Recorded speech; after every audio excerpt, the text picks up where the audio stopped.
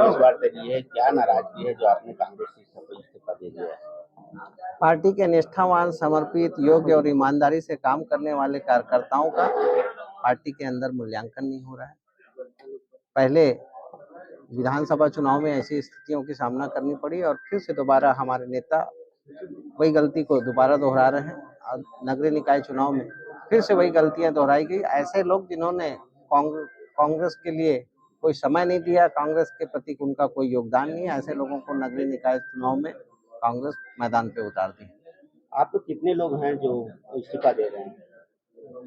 मेरे साथ तो अभी यहाँ पर 30-40 साथी आए हुए हैं और इन 30-40 जो साथी आए हो सभी कांग्रेस के विभिन्न संगठनों के पदाधिकारी हैं। ब्लॉक कांग्रेस कमेटी के, जिला कांग्रेस कमेटी के, जोनल कांग्रेस कमेटी के, सेक्टर कमेटी के और बूथ कमेटी के पदाधिकारी हैं। इनके अलावा नगरीय निकाय अम्बागढ़ चौकी के नगर पंचायत के पार्षद गण भी है 3-4, पूर्व पार्षद गण भी है 2-3 और नगर पंचायत के पूर्व एल्डरमैन भी। आपने नामांकन भरा हुआ है जी, आपने नामांकन भरा हुआ है, कैसा लग रहा है? मतलब चुनाव लड़ेंगे नहीं लड़ेंगे, क्या है पहले बताएं, और जीत के प्रति कितना आश्वस्त है?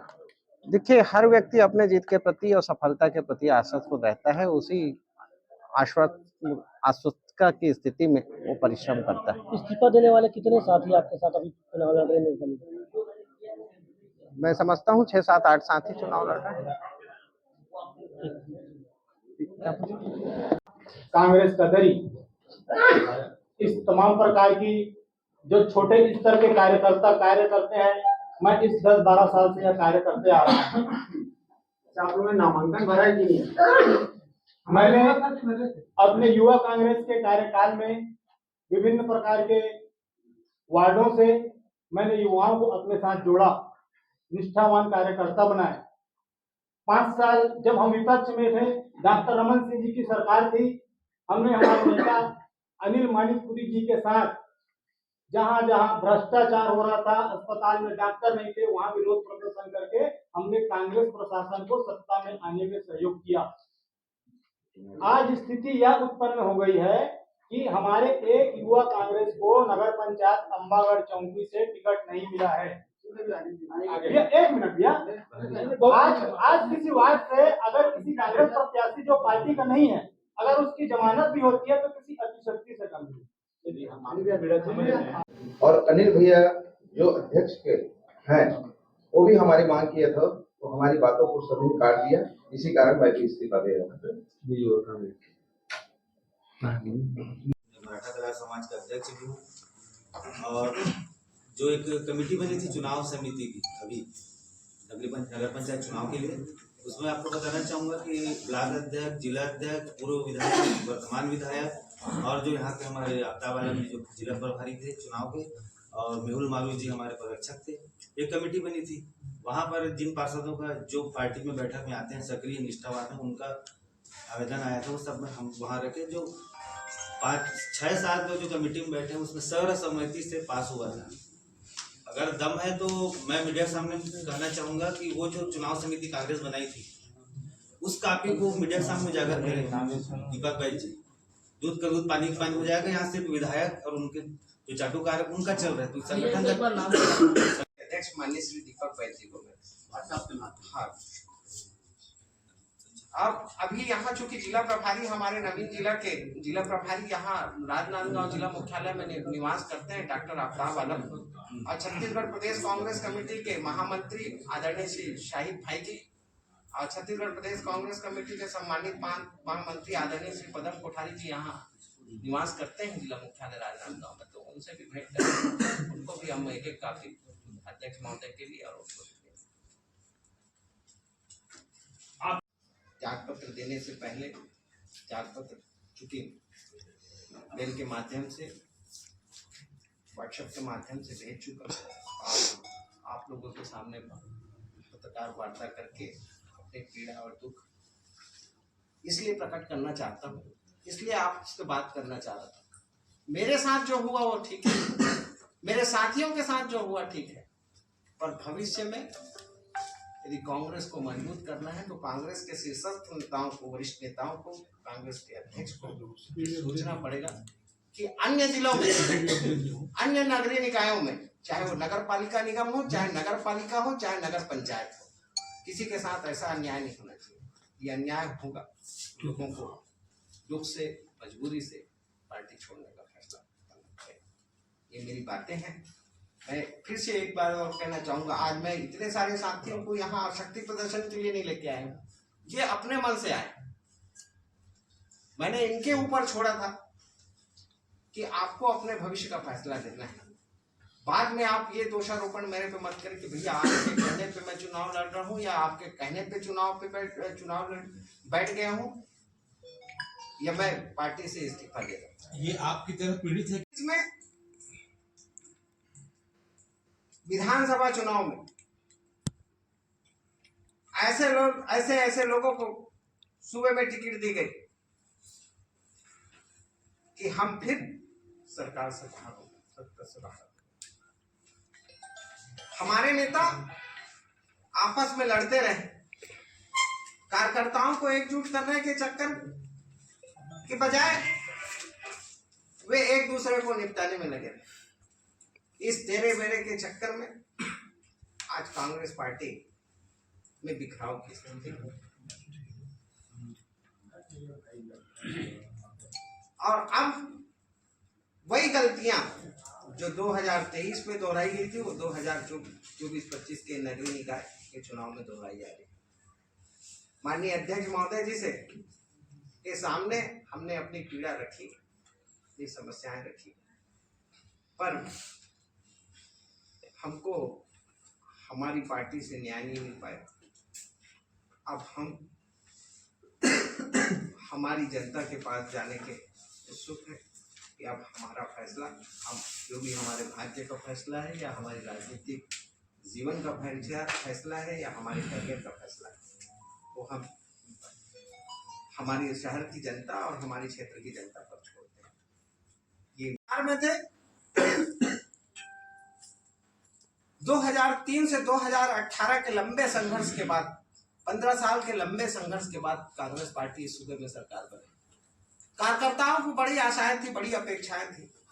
सोचे थे हर कार्यकर्ता कि कुछ छोटा मोटा काम मिलेगा, कुछ काम करेंगे, पर वो आशाएं निराशाएं में बदल गई।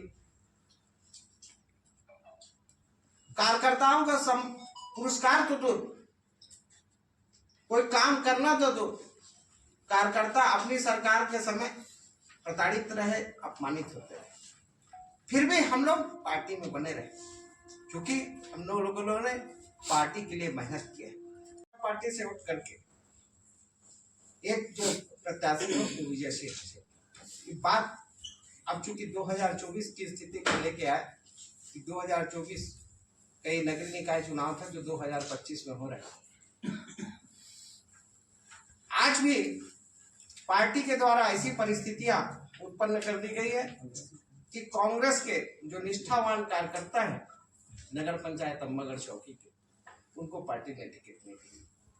ठीक है, मुझे नहीं दिया गया, मेरे को लेके दिक्कत थी, पर जिन्होंने छोटे कार्यकर्ता जो 5 साल 10 साल से लगातार काम कर रहे हैं, उनको टिकट नहीं दिया जाना बेहद आश्चर्य की बात है। मुझे तो ये लगता है कांग्रेस को पूरे सूबे में, छत्तीसगढ़ प्रदेश में कमजोर करने की साजिश चल रही है। ऐसा षड्यंत्र रचा जा रहा है कि कांग्रेस हार जाए, कांग्रेस टूट जाए, कांग्रेस बिखर जाए। और ये शुरुआत अभी से नहीं, ये शुरुआत 2018 से शुरू हुई। पार्टी के 3 पार्षदों ने कांग्रेस के पक्ष में मतदान कर दिया। अब कांग्रेस और भाजपा की मिलीजुली बॉडी नगर पंचायत में काम करती रही। 2019 में जो पर्यवेक्षक बन के आए, उनका अपहरण कर लिए गए, उनको बैठक में पहुंचने नहीं दिया गया। और जिस दिन चुनाव की तिथि थी, उस दिन 2 घंटे पहले कांग्रेस के चुने हुए पार्षदों को बैठक के लिए आमंत्रित किए गए कि अध्यक्ष पद के लिए किसे चयनित करना है, उसको सहमति बनाना। आपस में नगर पंचायत के कांग्रेस के 11 पार्षद लड़ते रहे। अब परिणाम ये हुआ कि जो पर्यवेक्षक आए थे, जो अध्यक्ष पद की टिकट मांग रहे थे, जो अध्यक्ष पद चाह रहे थे, वो 2 लोगों को वहां पर कांग्रेस के पार्षदों को अध्यक्ष पद के लिए अधिकृत कर दिया गया पार्टी की ओर से, जिसका परिणाम ये हुआ कि कांग्रेस का, क्योंकि 2 लोग अधिकृत हो गए थे तो एक को पराजित होना ही था। भारतीय जनता पार्टी से वहां कोई प्रत्याशी के रूप में सामने नहीं आया। कांग्रेस के 2 लोग आपस में लड़ गए और एक को 7 और एक को 8 वोट मिला और एक वोट के अंतर से कांग्रेस 2019 में पराजित हो गई। चुनाव हुआ तो सीएम हाउस के नाम पर हमारे कांग्रेस के कुछ साथियों ने वहां पे ऐसा षड्यंत्र करा कि कांग्रेस पराजित हो गई।